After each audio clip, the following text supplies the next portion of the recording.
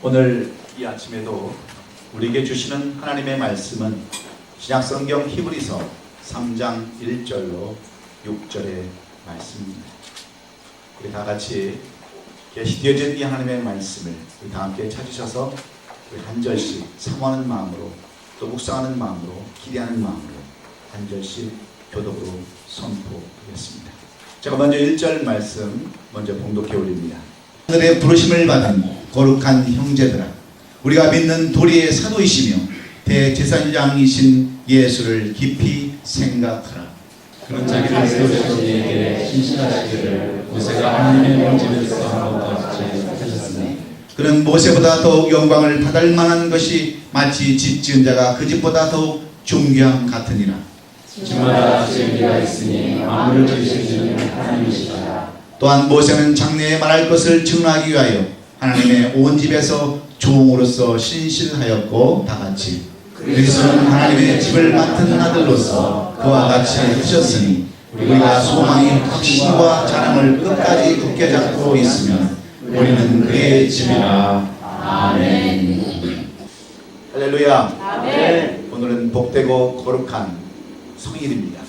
3월 두 번째 맞는 이 거룩한 성일에 오늘도 주일 성수하며 하나님 말씀대로 순종하고 하나님 뜻대로 살기를 원해서 멀리 이전까지 찾아오신 우리 모든 성도님들에게 우리 하나님 준비하시고 예배하신 놀라운 은혜와 평강과 기쁨이 여러분의 가정과 사업 위에 또한 이 교회에 넘칠 수 있기를 먼저 예수님의 이름으로 축원합니다. 아멘.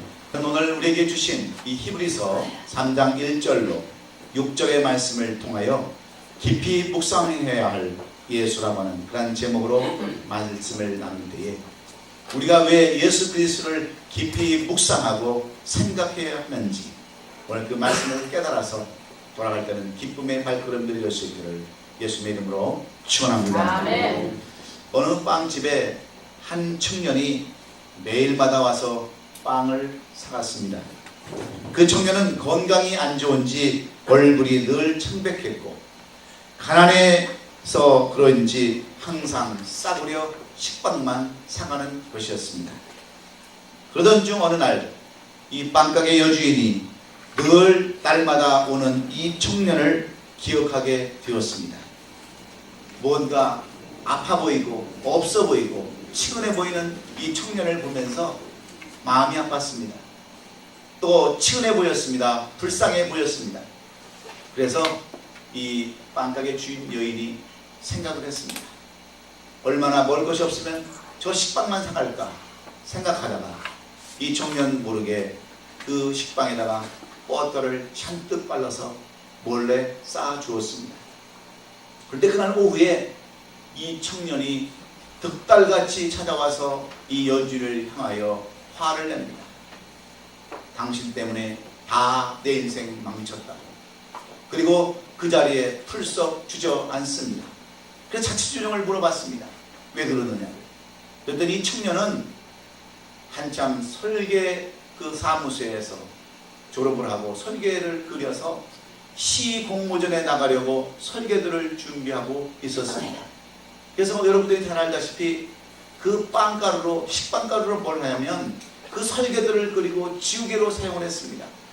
그런데 이제 밤낮 며칠을 걸려서 그렇게 설계를 다 완성하고 마지막 지우는 작업을 하고 있었는데 이 빵가게 여주인이 식빵에다가 그만 버터를 발라가지고 그렇게 힘써서 만들었던 모든 작품이 다 버렸다는 겁니다. 여러분, 우리는 여기에서 무엇을 교훈을 얻을 수 있습니까? 그 청년에게 엄청난 손해를 끼쳤던 이 여인을 통해서 우리는 무엇을 교훈받을 수 있습니까? 사람이 무엇인가를 분명히 아는 것과 익숙해져서 아는 것과는 큰 차이가 있다고 하는 것을 우리에게 교훈해 줍니다. 무엇이든지 분명하게 알면 확신을 가지고 삶의 아름다운 열매를 맺을 수가 있습니다. 그러나 타성해져서 대충 알면 나도 모르는 사이에 실수를 하고 잘못되어질 수밖에 없습니다. 그런데 우리의 신앙생활도 마찬가지입니다. 우리가 신앙생활하면서 잘 알고 있다고 하는 이 예수 그리스도에 대한 지식도 마찬가지입니다. 예수 그리스도에 대해서 잘 알지 못하기 때문에 우리는 얼마나 실수를 하고 얼마나 잘못된 그러한 삶을 살아갑니까? 우리 신앙들에게 있어서 예수라는 단어는 참으로 많이 사용되어 왔고 익숙한 용어입니다. 그러나 문제는 이 예수를 잘 알지 못하고 살아가는 데 있습니다. 그래서 히브리어의 단어인 야다와 헬라어인 단어인 기누스코라는 단어는 무엇을 알다라는 표현을 하고 있는데, 이 단어는 추상적이고 습관적인 그런 알미 아니라 뭔가 체험적이고 그 실제적인 알을 그렇게 말해주고 있습니다. 그러므로 우리가 무엇을 알아야 합니까? 무언가 우리가 타성에 젖어서 추상적이고 습관적인 그런 알미 아니라 실제적인 우리의 삶 가운데 체험적이고 실제적인 그런 알을 살아가야 우리가 진정한 예수를 만나고 또 그분이 주시는 말씀으로 교훈받아서 승리의 삶을 살 수 있다고 하는 것이 오늘 이 본문의 말씀입니다. 이런 삶을 살기 위해서 우리가 추구해야 할 신앙의 자세는 무엇일까요? 교회력으로 이번 3월 5일부터 사순절이 시작이 되었습니다. 사순절은 글자 그대로 40일간의 절기를 말하고 있습니다. 제수요일에서부터 부활절까지 주일을 제외한 40일간의 절기를 우리는 사순절이라고 이렇게 부릅니다. 금년에는 부활절이 4월 22일이기 때문에 사순절이 제수요일인 3월 5일부터 이렇게 시작이 되었습니다. 그리고 우리 기독교에서는 오랜 세월 동안 이 사순절을 지켜왔습니다. 이 사순절은 부활절을 기다리면서 영적 훈련을 쌓는 시기로 많은 그리스도인들은 이 사순절을 중요시 여기기까지도 했습니다. 특별히 고난당하신 예수 그리스도를 깊이 묵상하면서 주님을 닮고자 노력하는 그런 절기가 이 사순절입니다. 우리 교회도 이번 사순절을 맞이해서 우리가 어떤 삶을 살아갈 것인가, 어떤 예수를 우리가 깊이 묵상하고 생각하고 살아가야 진정한 그리스도의 삶을 살아갈 수 있을까? 우리도 이 사순절 기간에 오늘 본문의 말씀처럼 예수를 깊이 묵상하는 우리 성도들이 될 수 있기를 주의 이름으로 축원합니다. 그러면 우리가 꼭 알아야 할 예수의 의미는 무엇입니까? 우리가 잘 아는 그리스도인이며 예수를 생각했던 한 프랑스의 철학자 파스칼은 그가 쓴 저서 팡세에서 인간을 생각하는 갈대라고 이렇게 표현해 놓았습니다. 그는 이사야서 42장 1절로 4절에 기록된 말씀 가운데에 상한 갈대라고 하는 그러한 말씀을 묵상하는 가운데에 이런 깨달음을 얻게 되었습니다. 인간은 자연 가운데서 가장 연약한 하나님의 갈대에 불과하다. 그러나 인간은 생각하는 갈대이다라고 이렇게 그의 마음과 그의 생각을 그의 저서에 기록해 놓았습니다.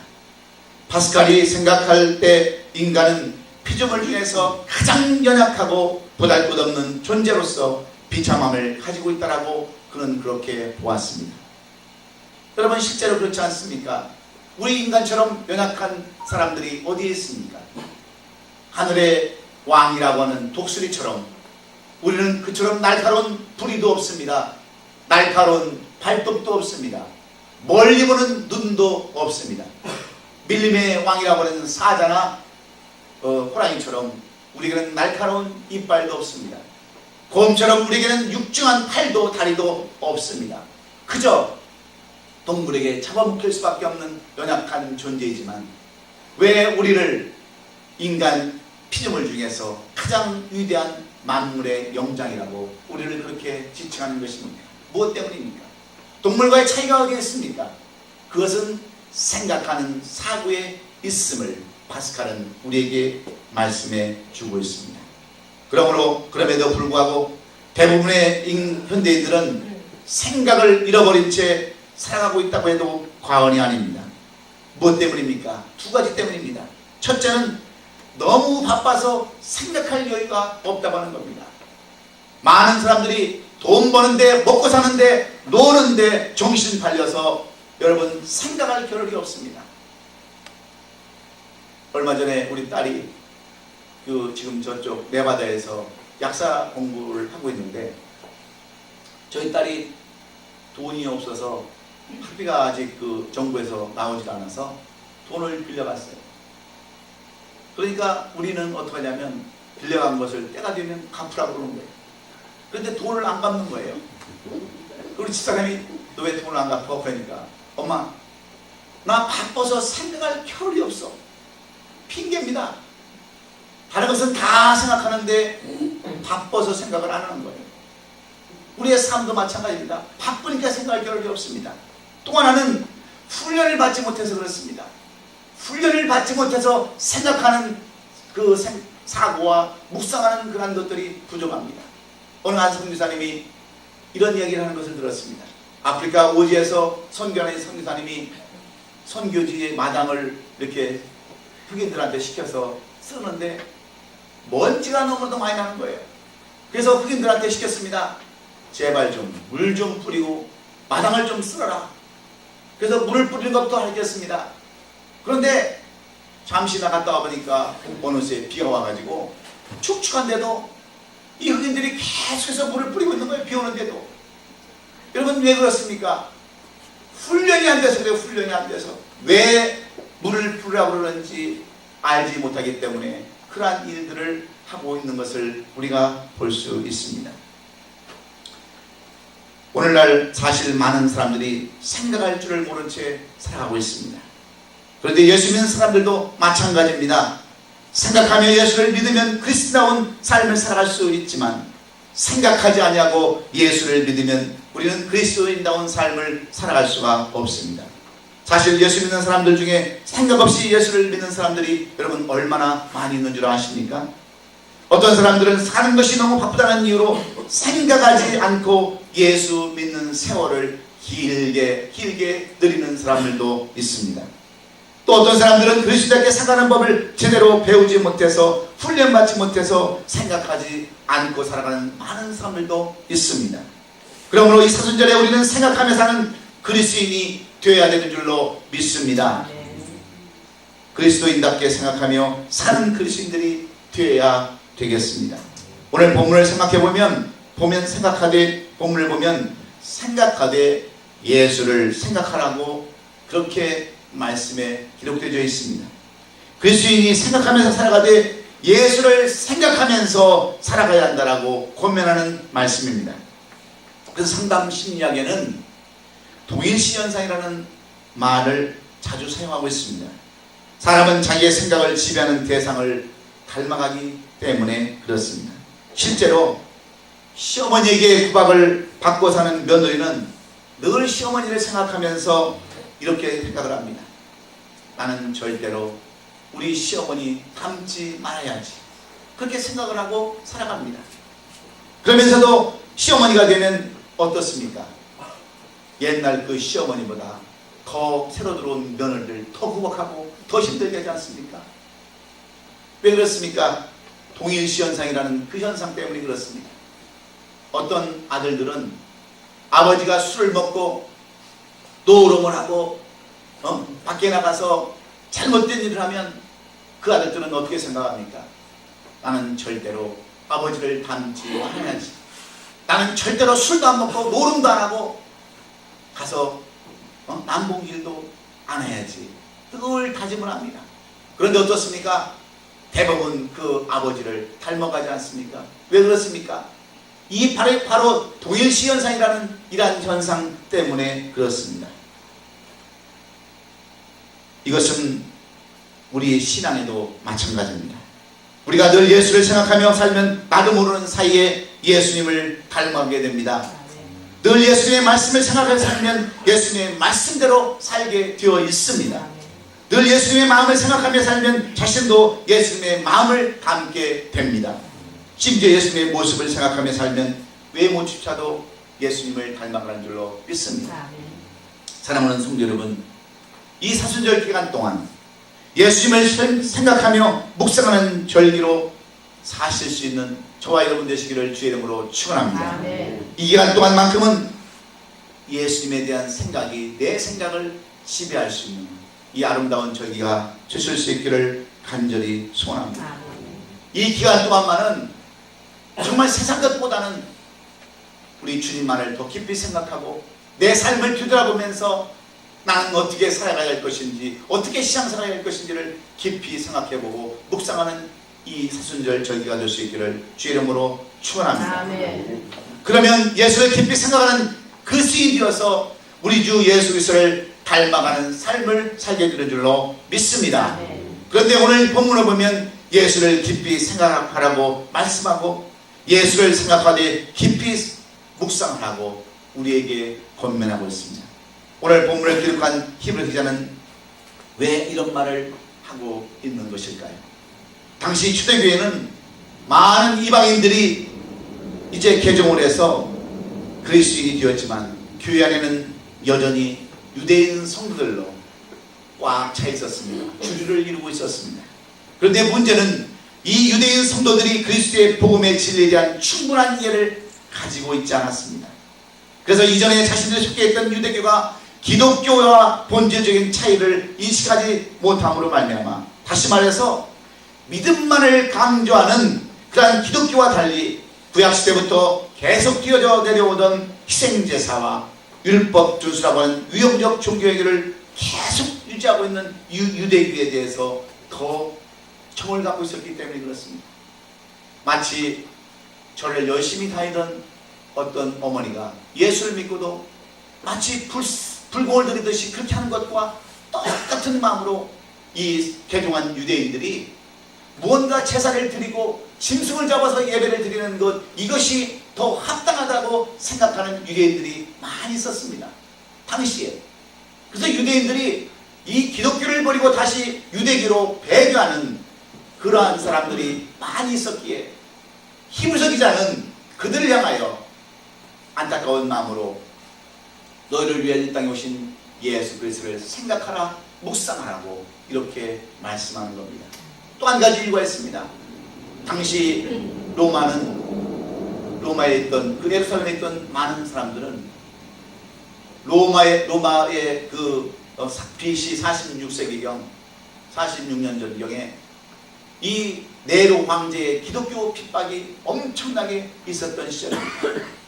기독교인을 잡아다가 사자와 싸움을 시키고 그들에게 고통과 어려움을 주었던 그 시대에 이 유대교는 로마 정부로부터 승리를 얻어서 여러분 이기도라고 배척을 받지 않았습니다. 그러니 많은 기독교를 개종한 이 기독교인들이 얼마나 이 유대교를 사모했겠습니까?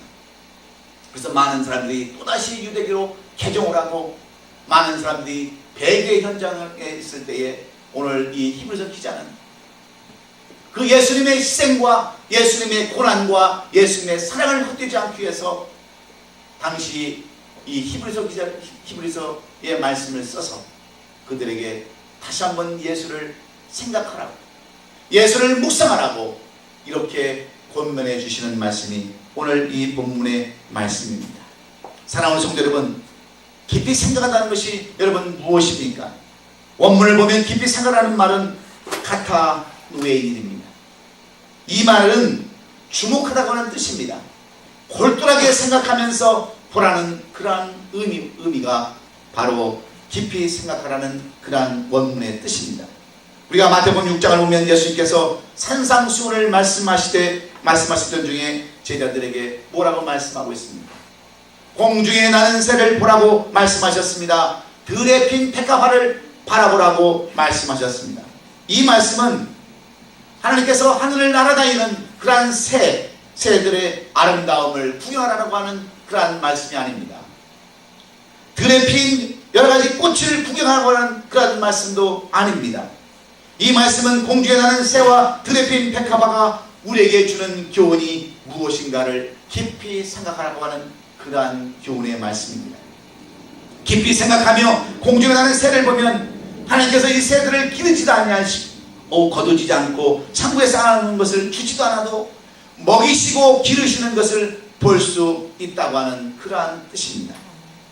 깊이 생각하며 들에 핀 백합화를 보면은 하나님께서 수고도 하지 아니하고 길쌈도 하지 아니하시고 입히시는 것을 볼 수 있다라고 하시는 의미입니다.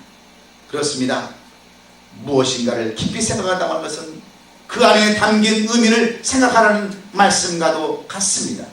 그 누군가를 깊이 생각한다고 하는 것은 그가 주는 소중한 교훈을 찾아내는 것을 의미하기 때문입니다. 오늘 본문을 보면 우리가 예수를 깊이 생각하려고 할 때에 무엇을 생각해야 하는지를 교훈해 주고 있습니다. 그 교훈이 무엇입니까? 예수의 무엇을 우리 보고 묵상하라고 생각하라고 말씀합니까? 첫째는 사도이신 예수를 깊이 묵상하라고 오늘 본문 1절은 우리에게 말씀해 줍니다. 다시 말씀드리면 구원자이신 예수 그리스도를 우리에게 묵상하라고 말씀합니다. 주의 문제를 해결해 주시려고 이 땅에 오신 예수, 그 예수를 깊이 생각하고 묵상하라고 오늘 히브리서 기자는 우리에게 권면해 주고 있습니다. 오늘 본문을 보면 예수님을 사도라고 지칭하고 있습니다. 성경 여러 곳에서 예수님 제자들을 우리는 사도라고 부르는 것을 보았습니다. 예수님께서 보내신 사람들이라고 하는 그런 뜻입니다. 그런데 오늘 이 본문에서는 성경에서 유일하게 우리 구주 예수님을 사도라고 이렇게 지칭을 하고 있습니다. 그러니까 예수님께서는 하나님의 보내심을 받은 분이라고 하는 그런 의미가 아니겠습니까? 그러므로 우리가 예수님께서 사도라고 하는 이 점을 깊이 생각해 보아야 합니다. 예수님께서 사도라는 사실을 사실은 우리에게 주는 소중한 교훈이 있기 때문입니다. 여기서 우리가 깊이 생각해야 할 것은 하나님께서 왜 예수님을 보내셨는가, 왜 사도로 보내셨는가 하는 그 점입니다. 왜 예수님께서 사도가 되셔서 이 세상에 오셔야만 했느냐는 점을 우리는 깊이 묵상해야 합니다. 복음서에 보면 여러 곳에 직접 이 땅에 오신 이유를 밝히 말씀해 주고 있습니다. 예를 들어 마태복음 9장 13절에는 이렇게 기록이 되어 있습니다. 너희는 가서 긍휼을 원하고 제사를 원하지 아니하노라. 하신 뜻이 무엇인지 배우라. 나는 의인을 부르러 온 것이 아니요 죄인을 부르러 왔노라 하시니라. 이렇게 말씀하셨습니다. 그리고 누가복음 19장 10절을 보면 또 이렇게 말씀합니다. 인자가 온 것은 이런 자를 찾아 구원하려 함이니라 말씀합니다. 한마디로 요약해보면 죄로 인해서 하나님의 심판을 받게 된 우리 인간들로 하여금 죄 문제 해결을 위해서 하나님께서 그 무서운 심판을 해결해 주시기 위해서 독생자 예수를 이 땅에 보내셨다고 하는 말씀과 같습니다. 이것을 신학적 용어로 우리는 구원이라 이렇게 이야기합니다. 그러면 예수님께서 구원하시고자 이 세상에 오신 그 죄는 무엇일까요? 무슨 죄를 위해서 예수님은 이 땅에 오셨을까요? 교도소에 수감된 죄수는 물론이고 의인 척하면서 살고 있는 이 땅의 모든 사람들의 죄, 그리고 저와 여러분 안에 시퍼렇게 지어져 있는 살아있는 그 죄는 무엇일까요? 우리가 잘 알고 있는 누가복음 15장에서 이 탕자의 비유로 인간의 죄를 설명해 주고 있습니다. 우리는 무슨 죄를 지어서 하나님 앞에 떳떳한 삶을 살지 못하는가?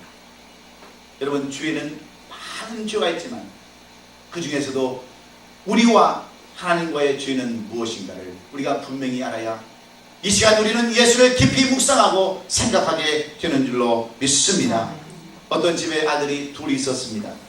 둘째 아들이 세상의 유혹을 이기지 못하고 아버지 품을 떠나게 됩니다. 자기에게 돌아올 유산을 미리 챙겨가지고 아버지를 등지고 세상을 나가게 되었습니다. 한창 세상 재미에 빠져서 허랑방탕하게 살다가 가지고 간 돈을 다 잃게 되고 말았습니다.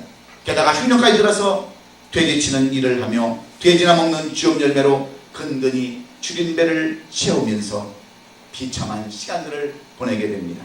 그때 이 탕자가 상스럽게 깨닫게 되는 것이 있습니다. 자기가 있어서는 안 될 자리에 있다고 하는 사실, 아버지의 뜻을 어기고 자기의 뜻대로 살아갔다고 하는 사실, 자기가 임한 모든 저주는 바로 자기의 잘못 때문이라는 것을 깨닫게 됩니다. 그러면서 뭐라고 여러분 이 탕자가 고백합니까? 누가복음 15장 18절에 탕자는 이렇게 자기의 죄를 고백하고 있습니다. 하늘과 아버지께 죄를 지었사오니, 이 탕자가 지은 죄는 하늘과 아버지께 지은 죄임을 고백하고 있습니다. 여러분, 하늘과 이 아버지께 지은 죄가 무엇입니까? 여러분, 이 탕자는 남에게 해를 끼치지 않았습니다. 도둑질을 하지 않았습니다. 남에게 어려움을 주지도 않았습니다. 국가의 민족에게 자기 식구들에게 무슨 해를 끼치지도 않았습니다. 그런데 이 탕자가 고백하는 하늘과 아버지에게 지은 죄가 무엇입니까?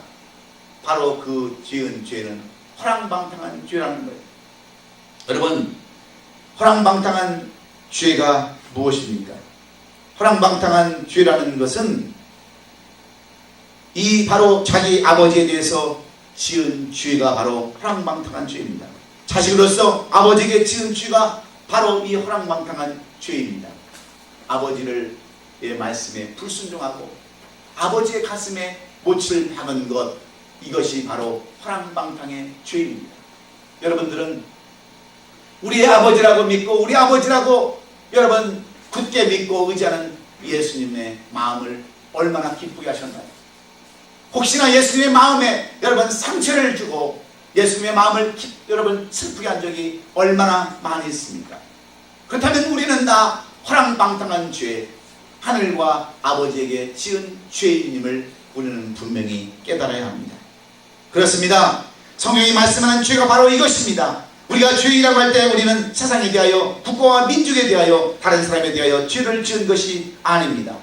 바로 우리가 하나님 아버지께 대하여 지은 죄 문제를 우리는 허랑방탕한 죄, 그 죄를 하나님이 묻고 계심을 우리는 알아야 합니다. 저와 여러분이 하나님을 떠나 살았던 죄 문제를 해결해 주시기 위해서, 그래서 예수님은 이 땅에 오셔서 우리의 죄 문제를 해결해 주시기 오신 사도이심을 우리는 기억해야 합니다.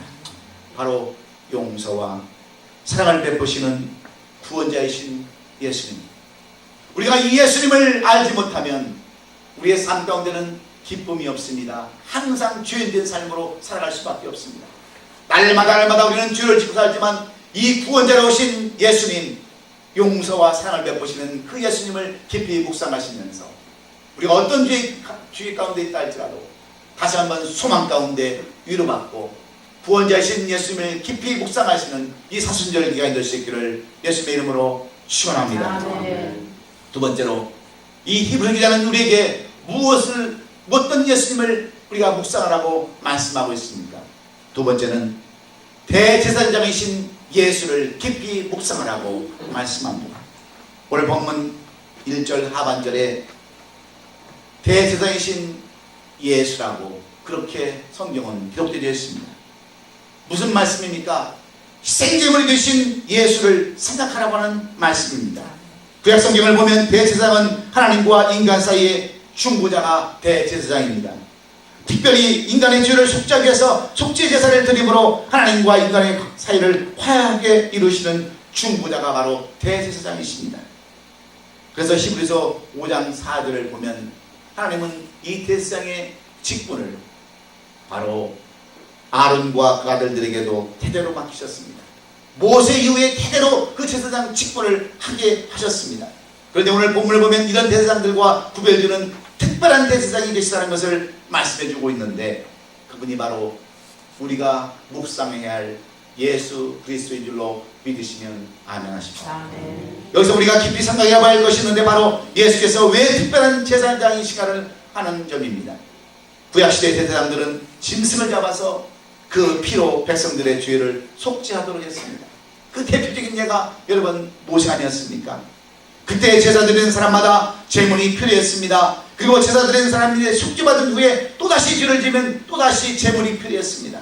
그러니까 구약의 제사장들이 드린 속죄 제사는 불완전했고 반복적이어야만 했습니다. 그러나 본문에서 말씀하고 있는 제사장이신 예수께서 드신 속죄 제사는 달랐습니다. 이것을 히브리서자는 분명히 우리에게 말씀하고 있습니다. 그것이 7장 27절의 말씀입니다. 그런데 제사장들이 먼저 자기의 죄를 위하고 다음에 백성의 죄를 위하여 날마다 제사 드린 것과 같이 할 필요가 없으니 이는 그가 단번에 자기를 드려 이루셨습니다.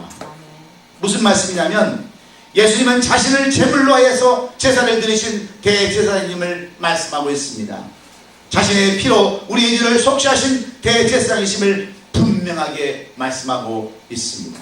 그래서 이 속죄제사는 완전한 속죄가 제사가 되는 것이고 또다시 반복해서 들을 필요가 없는 영원한 속죄의 제사를 이 주님은 희생으로 이것을 나타내셨다는 놀라운 사실을 우리에게 교훈해 주고 있습니다.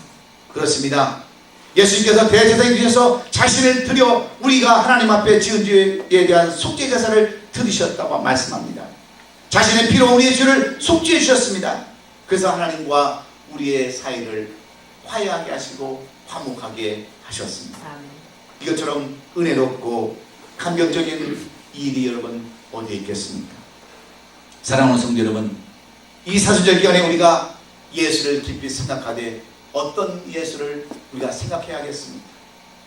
우리의 모든 죄와 모든 허물을 위해서 단번에 짐승이 되어서 단번에 제물이 되어서 우리를 위해서 희생하신 예수 그리스도의 헌신과 희생을 깊이 묵상하는 우리 얼마나 아름다운 게 성도들 되실 수 있기를 주의 이름으로 축원합니다. 그래야 우리의 삶 속에 감격이 나타납니다. 우리의 삶 속에 소망과 기쁨이 나타나는 줄로 믿습니다. 세 번째로, 왜 이 히브리서 기자는 우리에게 예수님의 무엇을 깊이 생각하라고 말씀합니까? 하나님의 집을 맡은 아들로 깊이 묵상하라고 오늘 본문 6절에 말씀하고 있습니다. 무슨 말씀입니까? 권능과 능력의 예수 그리스도를 깊이 묵상하고 생각하라고 하는 그러한 말씀입니다. 예수님이 누구신가는 물음에 많은 대답이 있을 수 있습니다. 예수가 누구인가? 인자라고 하는 분도 있습니다. 만왕의 왕이라고 하는 분들도 있습니다. 또한 그리스도라고 말하는 사람도 있습니다. 임마누엘이라고 하시는 분들도 있습니다. 그런데 우리는 이 말의 깊이를 얼마나 잘 알고 있습니까? 체험적으로 실제적으로 알고 있습니까? 아니면 익숙한 어떤 그러한 타성에 젖은 지식으로 알고 있습니까? 우리가 잘 아는 대로 가이사랴 빌립보에서 예수님이 부르신 것처럼 사람들이 인자를 누구나 물어볼 때 더러는 엘리야, 더러는 에레미야, 어떤 이는 선지자 중에 한 사람이라고 그렇게 많은 사람들이 예수님에 대해서 알고 있었습니다. 그때 예수님께서는 제자들에게 지난 시간 말씀한 것처럼 또 묻지 않습니까? 그러면 너희는 이 인자를 누구라 하느냐? 그때 여러분 가이사랴 빌립보의 그 유명한 신앙 고백, 베드로가 무엇라고 고백합니까? 주는 그리스도시요 살아계신 하나님의 아들이로소이다. 이렇게 베드로는 예수님에 대한 자기가 아는 지식을, 예수님에 대한 정의를 이렇게 고백했습니다. 그런데 문제는 이 고백 이후에 왜 베드로가 주님으로부터 사단아 너는 나를 넘어지게 하는 자로다라고 너는 내게 물러가라고 하는 책망을 듣게 되었습니다. 예수를 알되 깊이 알지 못하고 묵상하지 못하고 껍질만 아는 이 베드로의 신앙 때문이었습니다. 그럼에도 불구하고 예수님은 이 베드로를 향하여 뭐라고 말씀한 줄 아십니까? 이 예수님께서는 이 베드로를 통해서 반석을 세우시고 그 위에 교회를 세우시겠다라고 말씀해 주셨습니다. 여러분, 그러면서 예수님은 오늘 본문에 뭐라고 말씀하시지 아십니까? 이 교회를 맡은, 이 하나님의 집을 맡은 아들이라고 예수님을 말씀합니다. 여기서 여러분 하나님의 집은 무엇을 말씀합니까? 집이라는 이 단어는 오이코스라는 말입니다. 그것은 곧 하나님의 교회라는 의미와 똑같습니다. 예수님은 그냥 이 땅에 오신 분이 아니라 우리가 지금 거처하는 이 교회의 아들로, 주인으로, 모든 것을 주관하시는 주인으로 오셨다고 하는 것을 분명하게 말씀하고 있습니다. 예수님께서 힘이 없어서, 능력이 없어서, 권능이 없어서 로마 병정들에게 붙잡혀서 끌려가시고 십자가에 죽으신 것이 아니라 이 반석 위에 아름다운 교회를 세우기 위해서 예수님은 있는 권능과 모든 능력을 다 포기하시고 이 땅에 무엇으로 오셨습니까? 모퉁이들로 오셨다라고 에베소서는 그렇게 우리에게 말씀해 주고 있지 않습니까? 에베소 2장 20절은 너희는 사도들과 선지자들의 터위에 세우심을 입은 자라 그리스도께서 친히 모퉁이 뒤 돌이 되셨느니라 이렇게 우리에게 교훈해 주고 있습니다. 사랑하는 우리 성도 여러분, 우리의 삶을 되돌아보면 어떤 모습입니까? 너무나도 초라한 모습입니다. 너무나도 약한 모습입니다. 삶의 용기도 없고 우리에게는 희망도 많이 잃어버렸습니다. 여러분 왜 그런지 아십니까? 예수님을 알아도 제대로 알지 못하고 우리는 어설프게 예수님을 알고 있기 때문입니다. 다소 이르된 지식으로 예수님을 알고 있기에 우리의 삶 가운데 예수님의 능력이 나타나지 않는 것과 무엇이 다를 바가 있겠습니까? 깊이 묵상도 깊이 생각도 하지 않고 우리는 살아가고 있기 때문입니다. 그래서 예수님이 누구신가? 막연한 예수님으로, 나와 상관없는 예수님으로 오늘도 교회만 왔다 갔다 하는 그런 사람으로 살고 있기에 우리의 삶 가운데는 기적과 이적도 나타나지 않냐고 역사도 나타나지 않는 것을 우리는 분명히 깨달아야 합니다. 사랑하는 성도 여러분, 아들에게는 상속권이 있습니다. 기업을 이어갈 책임이 있습니다. 그런 예수님께서 이 사순절에 우리에게 묵상하고 깊이 생각해볼 예수는 하나님의 아들이요 전능자이심을 우리는 굳게 깨달아야 합니다. 예수님은 어떤 예수님이십니까? 우리의 모든 삶을 주관하시고 인도하시는, 할 수 없는 일도 하시는 분이 예수님이심을 깊이 묵상하시고 하나님의 집을 맡은 아들이 바로 우리 그리스도이심을 분명히 깨달으시고 소망을 가지시기 바랍니다. 여러분, 사업이 안 되십니까? 괴롭습니까? 몸이 낫지 않아서 절망 가운데 있으십니까? 신앙생활이 너무 지루해서 여러분 교회 나오는 것도 어렵습니까?